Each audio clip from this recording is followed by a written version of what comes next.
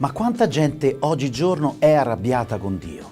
È vero, oggigiorno siamo arrabbiati un po' con tutti, ma anche in mezzo ai credenti la popolazione di coloro che sono irritati, delusi, si sentono abbandonati da Dio è in costante aumento. Bene, il libro delle Lamentazioni ci accoglie. Il libro delle Lamentazioni, per certi versi, è il libro più importante dell'Antico Testamento. E non sto scherzando.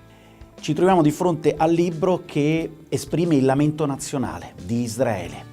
Dopo il 587, dopo la distruzione del Tempio ad opera di Nabucodonosor, l'esilio in Babilonia.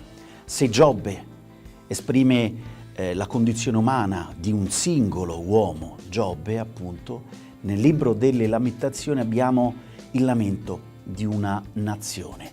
In questo libro troviamo 5 lamentazioni. La lettura non è agevole, ma la lettura è affidata a coloro che si sentono lontani da Dio. È il libro che il credente, nella tragedia della propria condizione umana, può prendere in mano. Ed è un libro che non fa sconti a Dio, alle sue responsabilità, perché chi ha scritto questo libro crede fermamente che Dio opera il bene e Dio opera il male. Dio dà il merito, Dio benedice, Dio maledice, consegna una nazione intera in mano ai suoi nemici. Il Signore ha comandato ai nemici di Giacobbe di circondarlo da tutte le parti. Gerusalemme è in mezzo a loro, come una cosa impura. Il Signore è giusto, perché io mi sono ribellata alla sua parola. Il Signore è giusto. Chi ha scritto questo lamento non si lamenta del fatto che Dio abbia punito il suo popolo. E il lamento è il lamento straziato di chi è stato colpito oltre misura. Guarda, Signore, come sono angosciata. Le mie viscere si commuovono, il cuore mi si sconvolge in seno, perché la mia ribellione è stata grave. Nella prima lamentazione Israele riconosce la propria colpa, riconosce anche la giustizia di Dio. Nella seconda lamentazione, sempre Gerusalemme che parla e che descrive con desolazione, con un'immagine tra le più atroci che troviamo nel testo biblico, ciò che è accaduto, la distruzione di Gerusalemme, la distruzione del Tempio e immagini di morte di una forza assoluta. Ed è per questo che molti di noi, nella sofferenza, nel dolore, non sanno come rivolgersi a Dio. Ecco, il libro delle Lamentazioni ci aiuta e lo fa in una maniera che a mio avviso non conosce uguali. La terza lamentazione, il terzo capitolo di questo libro, contiene parole di una durezza, di una forza che non riesco a trovare in nessun altro testo biblico. È la cosa più cruda, più forte che sia mai stata scritta per esprimere la condizione del nostro umano dolore. Io sono l'uomo che ha visto l'afflizione sotto la verga del suo furore. Egli mi ha condotto, mi ha fatto camminare nelle tenebre e non nella luce. Sì, contro di me di nuovo volge la sua mano tutto il giorno.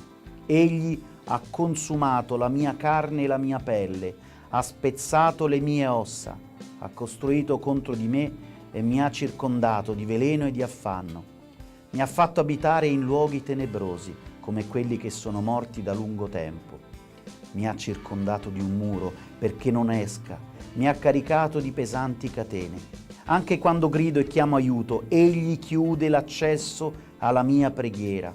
Tu mi hai allontanato dalla pace e io ho dimenticato il benessere e ho detto, è sparita la mia fiducia, non ho più speranza nel Signore.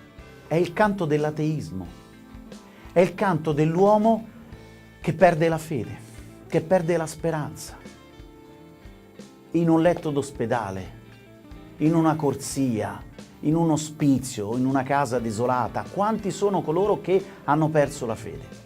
La Bibbia racconta pure questo, racconta l'atrocità di vedersi e sentirsi abbandonati da colui che si chiedeva e si credeva essere padre, madre.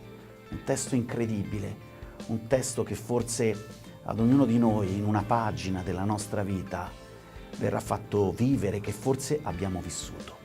Certo, la Bibbia è un libro incredibile e dopo alcuni versetti ecco che questo canto, che apparentemente è senza speranza, si apre alla speranza e le due cose quasi misticamente sono insieme. Ascoltate queste parole, che però non sono la fine di questo libro.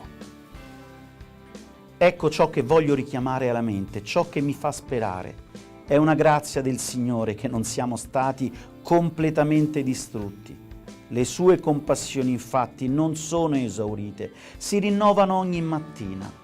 Grande è la tua fedeltà. Il Signore è la mia parte, io dico, perciò spererò in Lui. Il Signore è buono con quelli che sperano in Lui, con chi lo cerca. È bene aspettare in silenzio la salvezza del Signore. Wow! La Bibbia è qualcosa di unico, di straordinario. Canta l'assenza di Dio, la perdita della fede e poi ancora questo ennesimo tentativo che termina nel silenzio perché Dio non si fa vedere e allora colui che rammenta quello che è stato e poi nelle sue mani, nella sua vita non vede più nulla, sembra mettersi seduto e aspettare in silenzio la salvezza del Signore. E il libro non termina, anzi terminerà con una frase che a mio avviso è ancora più potente di quella della terza lamentazione. È la frase che è lo spettro di ogni uomo che prega Dio nella propria desolazione. Ascoltate queste parole.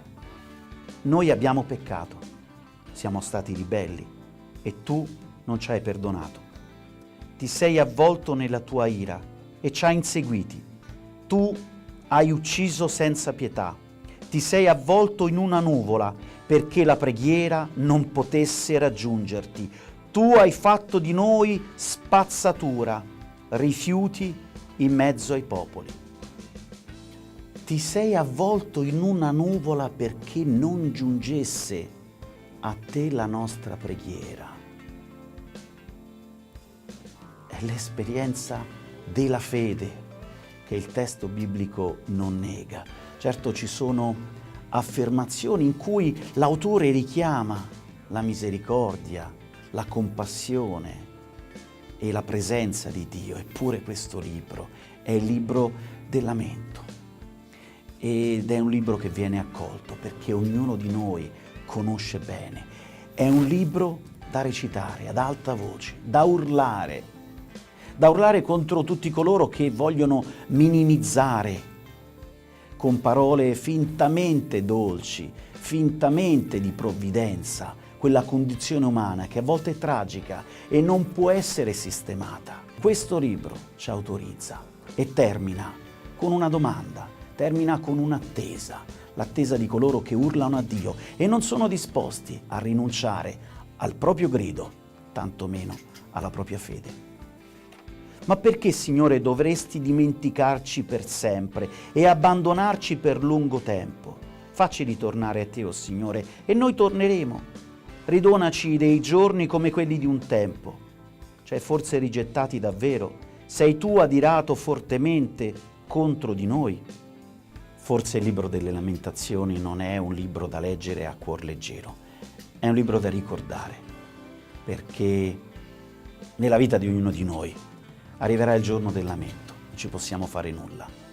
In quel momento, in quel giorno, ricordati del libro delle Lamentazioni e in quel giorno, allora ci sarà una buona lettura che ti aiuterà, ti sosterrà e ti permetterà di attendere nel silenzio la salvezza del Signore.